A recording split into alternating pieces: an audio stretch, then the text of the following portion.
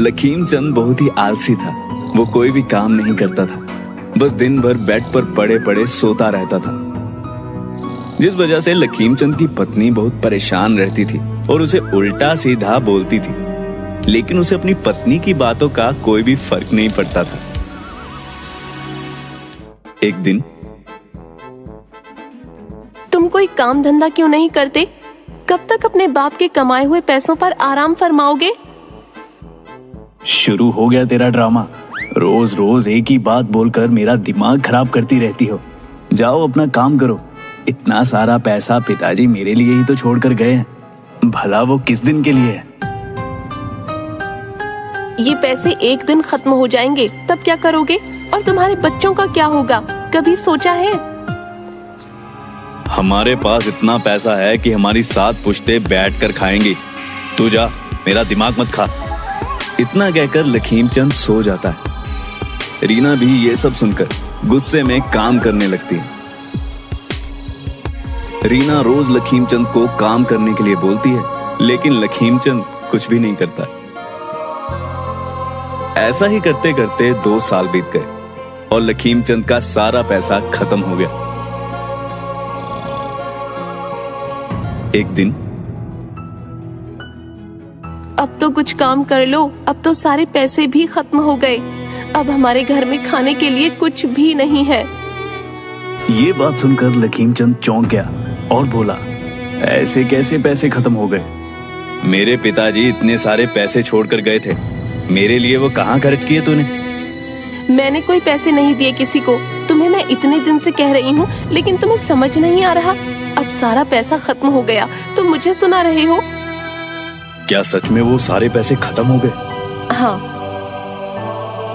लखीम चंद sir पे हाथ रखकर बैठ जाता है, फिर सोचते हुए बोलता है, मुझे माफ कर दो, मैं आज से ही काम करने जाऊंगा। ठीक है। लखीम चंद काम की तलाश में चलते चलते एक जंगल में पहुंच जाता है। बहुत दूर चलने की वजह से लखीम चंद बहुत थक जाता है और आराम करने के लिए एक पेड़ के नीचे बैठ जाता है। और थोड़ी ही देर में लखीम चंद की आंख लग जाती है। अचानक वहां घोड़े की आवाज आती है, जिसे सुनकर लखीम चंद उठ जाता है और थोड़ी दूर जाके देखता है तो उसे झरने के पास 4 लोग दिखाई देते हैं। ये देखते देखते लखीम चंद उनकी बातें सुनने के लिए झाड़ियों के पास छिप जाता है। उन 4 लोगों में से एक व्यक्ति बोलता है कि जाओ तुम लोग, मैं अभी सोना लेकर आता हूं। ये बात सुनकर वो सब वहां से चले जाते हैं। तभी वो व्यक्ति इधर उधर देखते हुए झरने के पास जाता है और एक जादुई मंत्र बोलता है, पानी पानी खोल दे अपनी कहानी। ये मंत्र सुनते ही झरना 2 अलग अलग भागों में बंट जाता है और एक सोने की गुफा बन जाती है। वो व्यक्ति गुफा के अंदर जाता है।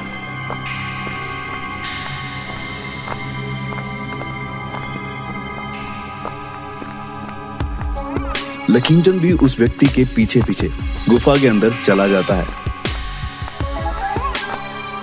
और वहां से वो व्यक्ति बहुत सारा सोना चांदी लेकर बाहर आ जाता है और जाते हुए दोबारा मंत्र बोलता है, पानी पानी खोल दे अपनी कहानी। मंत्र बोलते ही फिर से गेट खुल जाता है और वो व्यक्ति वहां से चला जाता है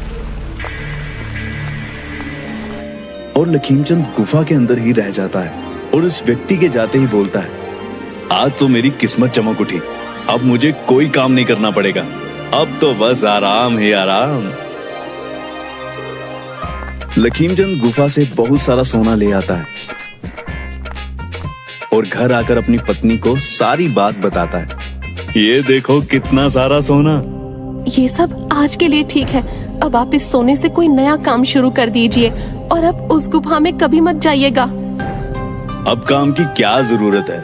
अब जब ये सोना खत्म होगा, मैं दोबारा जाके वहां से ले आऊंगा। रीना ने लखीम चंद को समझाने की बहुत कोशिश की, लेकिन वो नहीं माना। वो जब सोना खत्म होता, गुफा में जाता और सोना ले आता। ऐसा बहुत दिनों तक चलता रहा। एक दिन क्यों ना मैं ऐसा करता हूं कि ये सारा सोना एक साथ ले आऊं।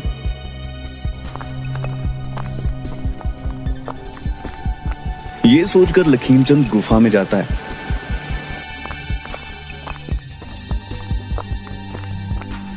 और सोना इकट्ठा करके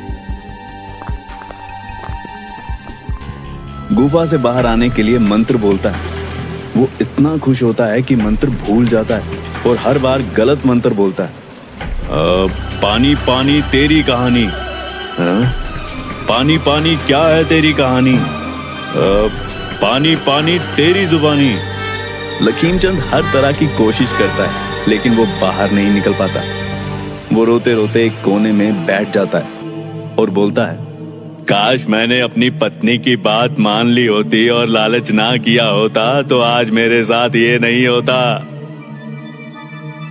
लखीमचंद अपने लालच के चलते उसी गुफा में फंसा रह जाता है। हर रोज वो गुफा खोलने की कोशिश करता लेकिन वो हर बार नाकाम रह जाता।